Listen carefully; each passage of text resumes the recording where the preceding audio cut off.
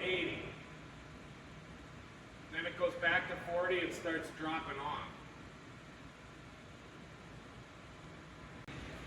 While you're cranking, just sit in there, not cranking or anything. Are these injectors bigger?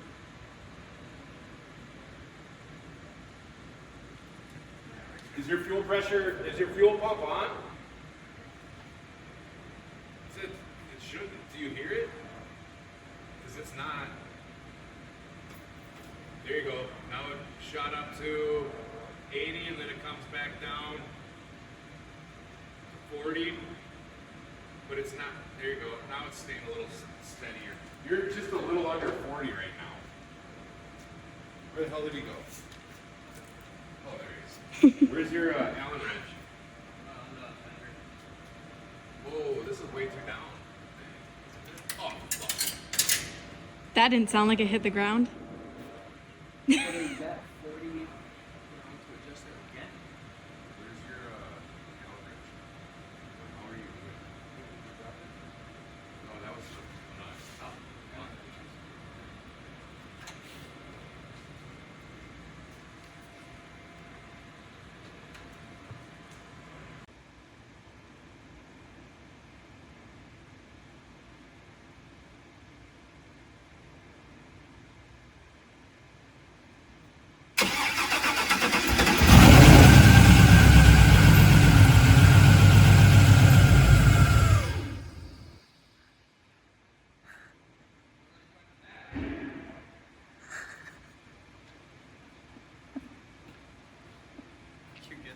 Yeah. There was like shit falling off of your car. There was shit falling off of like where you put stuff on your headlights.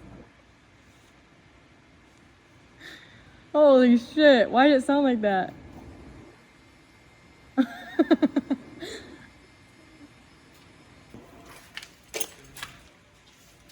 Oh. That should be good. The tape went somewhere.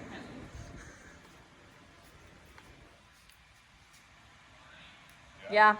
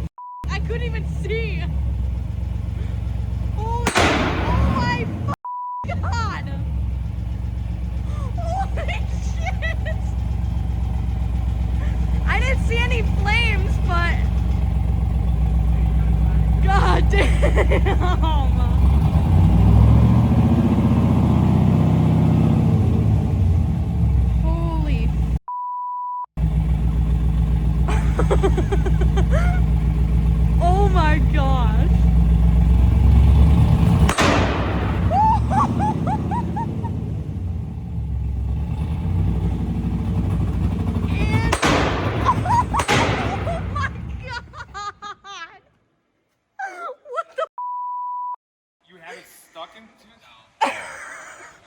Can I stop your video?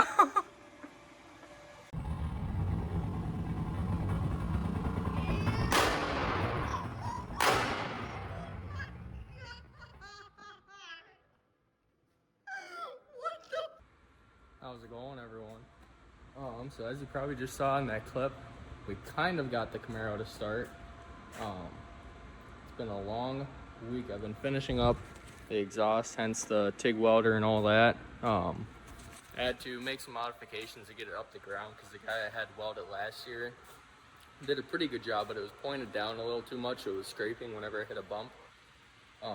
So I went ahead and spent pretty much the whole week fixing that.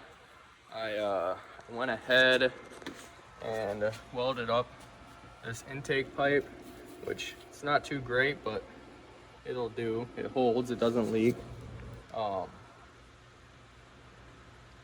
And yeah, a bunch of other stuff just to kind of get this thing put together. But yesterday we went ahead and tried to start it and kind of had some issues. I had some fuel leaks and whatnot to take care of. And when I was trying to jump the fuel pump relay, I took out this relay here, which I thought it was the fuel pump because when I took it out and turned on the key, the fuel pump wouldn't prime. So I jumped that, and all of a sudden it started and we got some pops and bangs. I'll go ahead and throw a full clip of when it was running now. But anyway, we got it started and it was running real weird and popping and banging and whatnot. And I was messing around with the tune trying to get things figured out, and I still just wasn't getting it. So I started kind of from scratch, and you can see over here, I was checking for spark and there was no spark. So if you look, we got 11.9 volts with key on, engine off, not cranking. But if I set you down here and I go to crank it,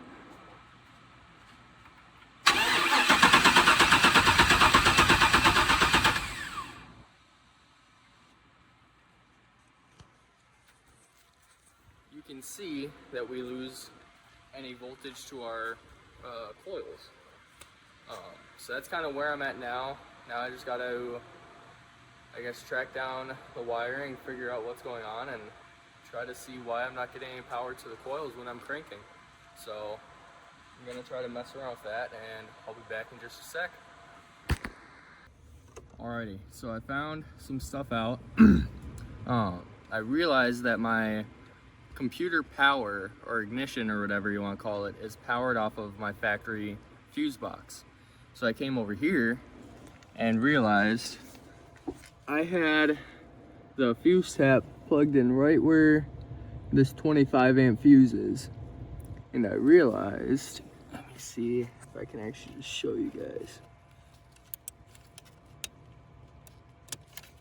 Let's see if I can even get it out.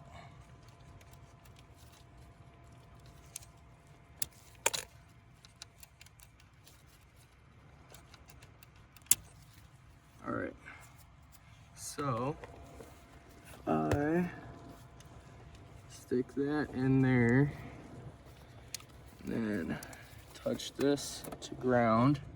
You can see that we got 12 volts. This is gonna be a little difficult to do.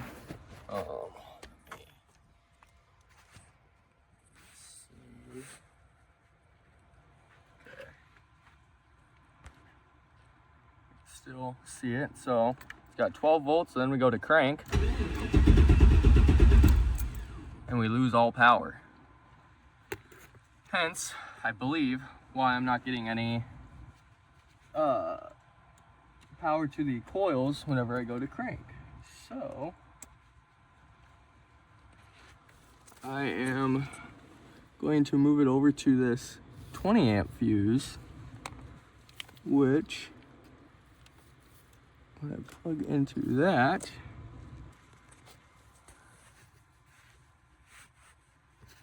and touch ground, we got 12 volts, and then goes down to 8, which I think is just normal voltage drop because of all the power the battery's sending to the starter, I think. But I guess we will see. So I'm going to plug this into that slot and take this guy back.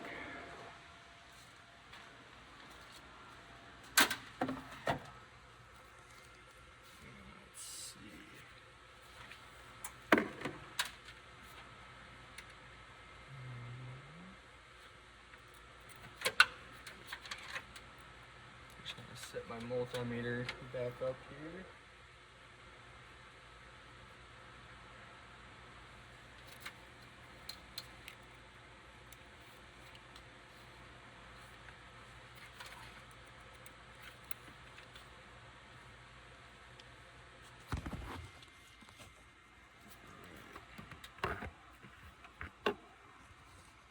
So let's see what happens.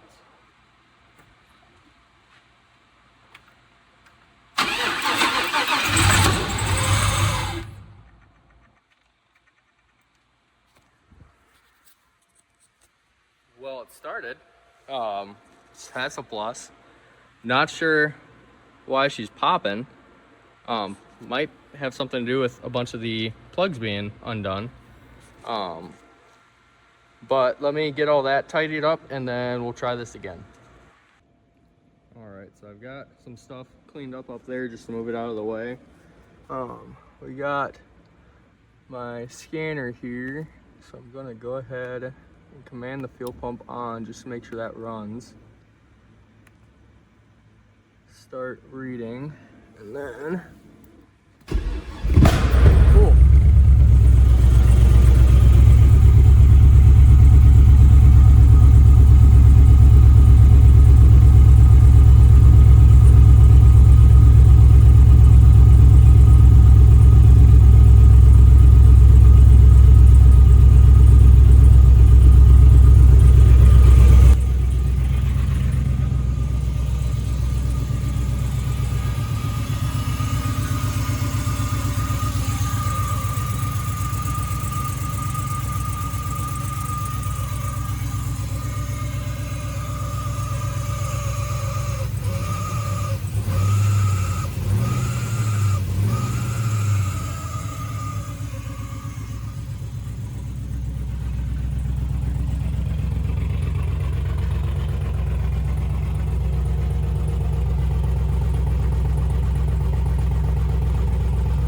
So what I'm doing here is I'm going back into the editor and you'll see this is what my VE table did look like.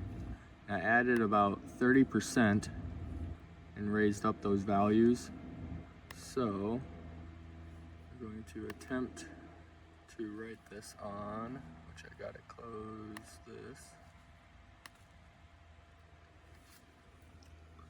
So I'll just wait for that to load in and then we'll go ahead and try to start it again.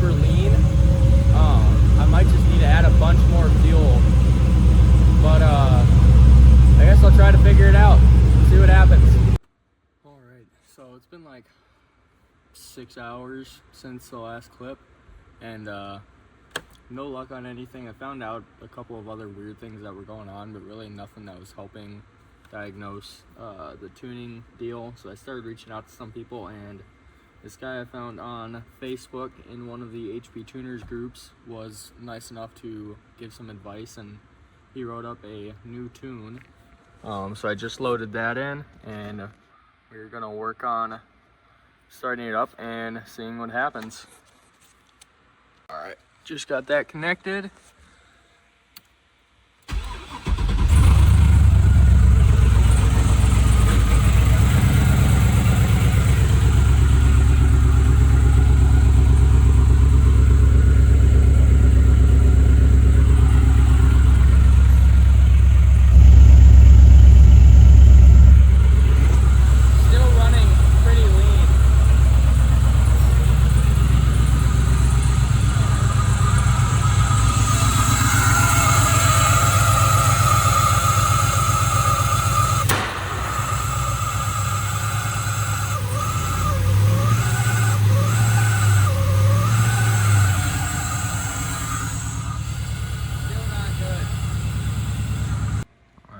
So we made some progress. What me and this other guy found is that if you look at this O2 sensor, it was originally on bank 1 and it's reading super low like this. So I swapped it to bank 2 to see if it would move, and as you can see it did, and it just hangs down there like super low. Every now and again it'll jump back up, but otherwise it's kind of laggy. So I went ahead and picked up a new sensor, just threw that in. So let me try to start logging this.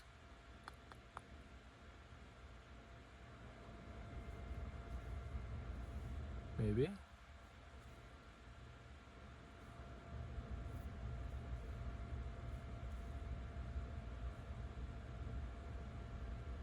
All right.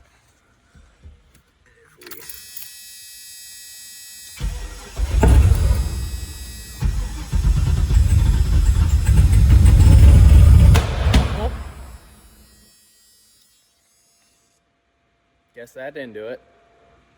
Back to the drawing board. All right, it's the next day.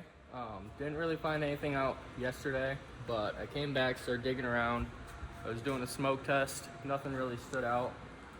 And then I went ahead, and because I re-loomed these these coils at one point, I figured, hey, why not just double check that? So I looked up a thing, and I already fixed it because I was just super psyched about getting to it. But I found some issues, so I'll plug in a clip that I sent to the guy that's helping me tune right now.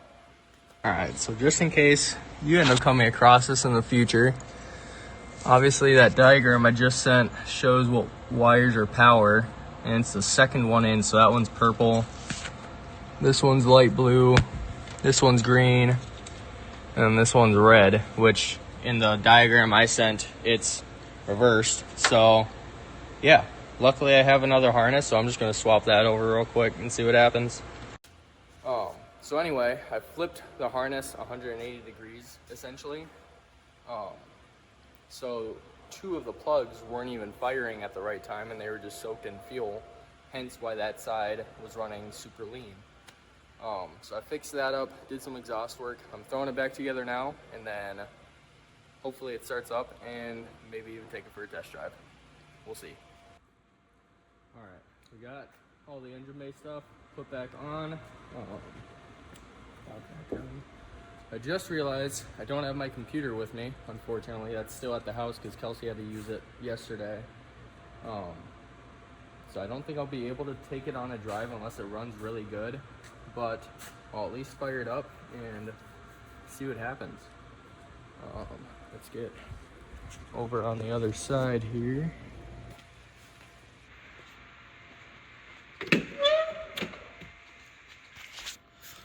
Fingers crossed.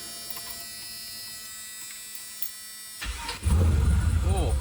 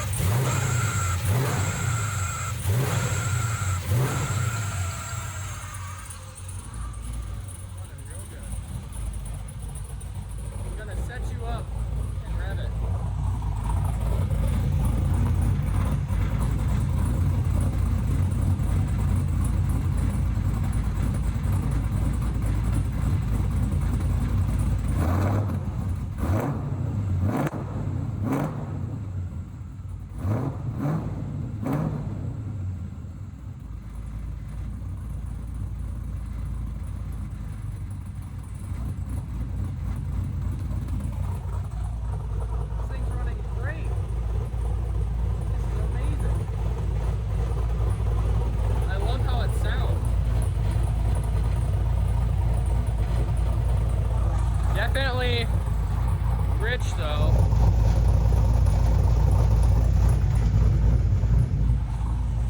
See how gauges look.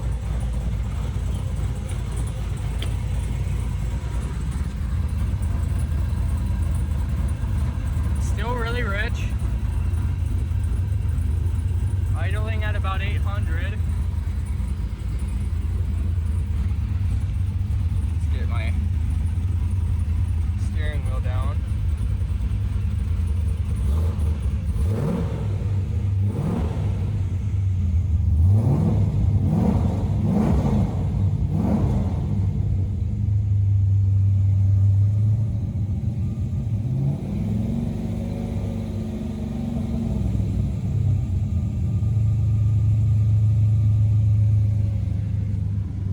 This is amazing.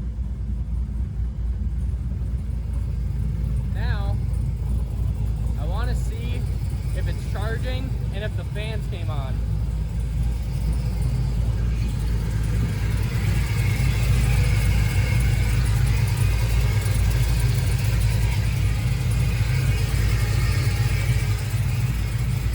So, these ones are on. This one is not on. So, oh well.